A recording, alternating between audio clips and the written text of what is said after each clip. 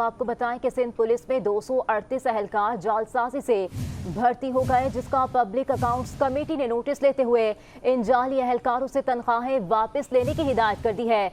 Public accounts committee ने chairman anti corruption को हिदायत की कि वो इन जाली एहलकारों के खिलाफ कार्रवाई करे। इस बारे में मजीद जानते हैं अपने नुमाइंदे शकील नाइक से। शकील, आगाह कीजिएगा, मजीद क्या तफसीलात हैं?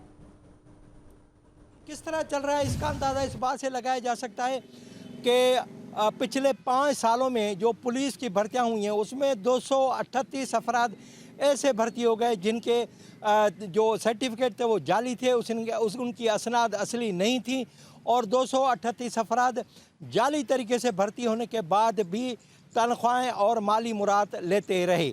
सिंध असेंबली की पब्लिक अकाउंट्स कमेटी ने आईजी सिंध पुलिस को, होम सेक्रेटरी को, प्रोसिक्यूटर जनरल को और चेयरमैन एंटी करप्शन को एक ख़त लिखा है जिसमें कहा है कि 238 अफराद से जो तनख्वाहें वसूल कर ली जाएँ, जो उन्होंने तनख्वाहें ली थी वो वापस ली जाएँ, और उनके खिलाफ चेयरमैन एंटी करप्शन तहकीकात करें कि वो किस जाली तरीके से आ गए, इसका जिम्मेदार कौन है, किसने भर्ती की और किसने छानबीन नहीं की।